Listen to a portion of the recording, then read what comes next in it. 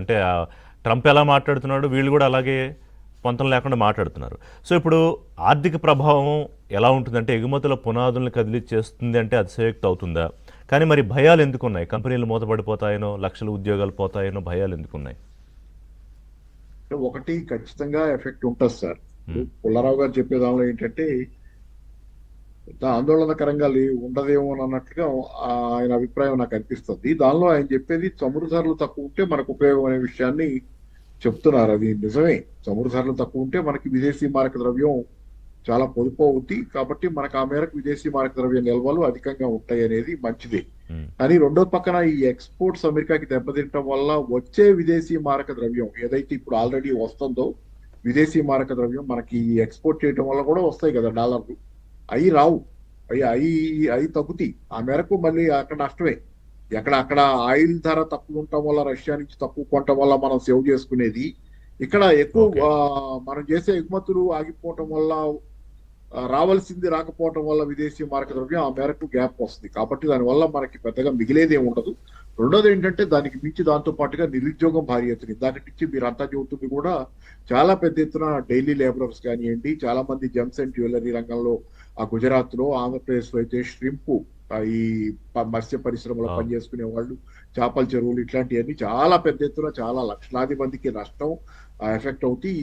చాలా ప్రభావం చూపిస్తుంది. కాబట్టి ఏంటి దీని ఎఫెక్ట్ లేదని అనుకోవడానికి ఉండదు. చాలా పెద్ద ఎత్తున 50% టారిఫ్స్ ప్రభావం భారతదేశం మీద చాలా తీవ్రంగా పడుతుంది. తర్వాత మీకు ఒకసారి కనుక మీకు ఎక్స్పోర్ట్స్ దెబ్బతింటే తర్వాత మనకి అమెరికాతో ఒప్పందం కుదిరినా, అమెరికా తగ్గి కానీ ఏదైనా జరిగి కానీ మళ్ళీ తిరిగి 50% టారిఫ్స్ ఎప్పటికైనా తగ్గాల్సిందే. తగ్గినా కానీ ఏమవుతుందంటే ఒకసారి వ్యాపారం దెబ్బతిన్న తర్వాత, ఎక్స్పోర్ట్స్ దెబ్బతిన్న తర్వాత తిరిగి కోలుకోవటం కష్టం. ఎందుకంటే మీకు ఉదాహరణ చెబుతా, గతంలో చైనా అమెరికా మధ్య పెద్ద ఎత్తున అమెరికా నుంచి చైనాకి సోయాబీన్స్ ఎక్స్పోర్ట్స్ అయ్యాయి. అది ట్రంప్ ఫస్ట్ టర్మ్ లో ఈ సోయాబీన్స్ ఎక్స్పోర్ట్స్ కి దెబ్బతగిలింది. ఎందుకంటే చైనా వాటి మీద రెస్ట్రిక్షన్స్ పెట్టింది. ట్రంప్ తన మీద ట్రేడ్ రెస్ట్రిక్షన్స్ పెడుతున్నాడనే దాంతో చైనా కూడా అమెరికా నుంచి వచ్చే సోయాబీన్స్ దిగుమతిని భారీ ఎత్తున ఆపేసింది.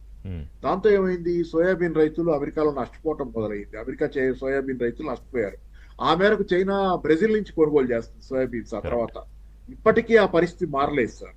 ఇప్పుడు ట్రంప్ రెండోసారి వచ్చాడు, ఏదో అమెరికాతో కొంత మనం ఇందాక మాట్లాడుకున్నట్టుగా చైనాకి ట్రేడ్ వార్ లో కొంత ఏదైనా అగ్రిమెంట్స్ కుదిరినాయో ఏమో తెలియదు, కానీ బాగానే ఉన్నట్లున్నా ఈ మధ్య ఆ అమెరికా నుంచి కొంటల్లా సోయాబీన్స్ పరిస్థితి అదే, బ్రెజిల్ నుంచే కొంటుంది. ఇప్పటికీ ఒకసారి డిస్లొకేట్ అయింది. అమెరికన్ రైతులు దెబ్బతింటం మొదలైన తర్వాత మళ్ళీ తిరిగి కోలుకోవటం అనేది కష్టం ఒక డైరెక్షన్ వెళ్ళిన తర్వాత.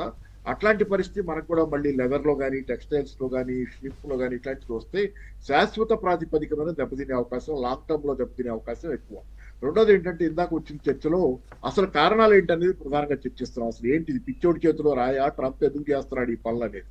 దీనికి ప్రధానంగా మనకి కనపడేది ఒకటి, మనం చూసుకుంటే మన యాంగిల్ నుంచి బైలేటరల్ ట్రేడ్ అగ్రిమెంట్ కి చర్చలు ఆగినాయి కానీ ఇంకా అసలు పూర్తిగా జరగకుండా ఉండవు. జరుగుతాయి ఏదో దశలో మళ్ళీ మొదలవ్వాల్సిన అవసరం ఉంది. కాబట్టి బైలేటరల్ ట్రేడ్ అగ్రిమెంట్ గురించి చర్చలు ఒక దశకు వచ్చినప్పుడే టారిఫ్లు వేశాడు ట్రంప్. గుర్తుపెట్టుకోండి మీరు, ఇక్కడ మీకు 50% టారిఫ్లకి 25% నార్మల్ టారిఫ్స్ ప్లస్ 25% రష్యా నుంచి పెనాల్టీ.